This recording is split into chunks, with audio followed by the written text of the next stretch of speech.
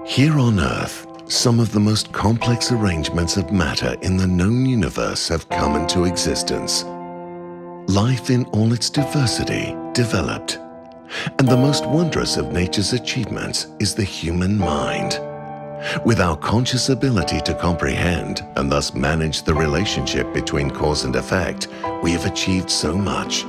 We've been truly inspired as we cured disease and sent man to the moon. And yet, despite our species' magnificent mental capabilities and undeniable capacity for immense sensitivity and love, behind each wondrous scientific achievement and every sensitive artistic expression and compassionate act lies the shadow of humanity's darker side. An unspeakable history of greed, hatred, rape, torture, murder, and war. A propensity for shocking deeds of violence, depravity, indifference, and cruelty. Historically, we have simply excused the darker aspect of our nature as a relic of a competitive and aggressive animal past, where the instinct to survive and reproduce genes dictated behavior. But is this not just a convenient excuse we used while we searched for the real reason for our divisive nature? After all, words used to describe human behavior, such as egocentric, arrogant, inspired, depressed, deluded, optimistic, pessimistic, hateful, immoral, guilt-ridden, evil, psychotic, neurotic, or alienated, all recognize the involvement of our species' fully conscious thinking mind. They demonstrate that there is a psychological dimension to our behavior, that we don't suffer from a genetic opportunism-driven animal condition. We suffer from the psychologically troubled human condition. But if our animal instincts are to blame, does this mean humans simply have an evil nature?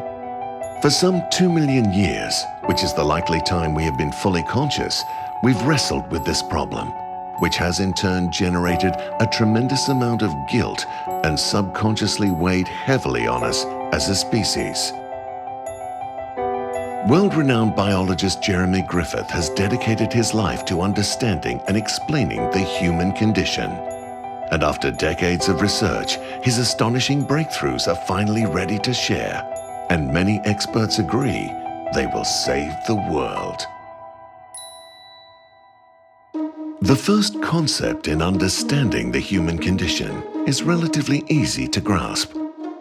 Like all living creatures, our species must once have been instinctively controlled. But then we evolved a conscious mind capable of understanding cause and effect. And from that moment on, our conscious mind has been in a wrestling match with our original instinctive orientations for the control of our lives. And it is this conflict that is the cause of our human condition. Our newer nerve-based conscious mind began to act independently of our instincts, in effect defy them. When our instincts resisted and gave conflicting instructions, they in effect criticized our conscious mind's search for knowledge. The inevitable result was that we became angry, defensive, and determined to prove our instinct's criticism was undeserved. We unavoidably became sufferers of the human condition. Freeing ourselves of this suffering is the key to our future and will open the floodgates to the enormous potential in humans that has been stifled. A whole new world will suddenly open up for the human race. Our species' journey to enlightenment truly does have a happy ending. And if the conscious mind is nature's greatest invention, which it surely is, and it had to suffer living with unjust criticism from our instincts for some 2 million years, we humans must be the absolute heroes of the story of life on Earth. We invite you to learn more about this world-saving breakthrough explanation that will transform your life and the life of every other human.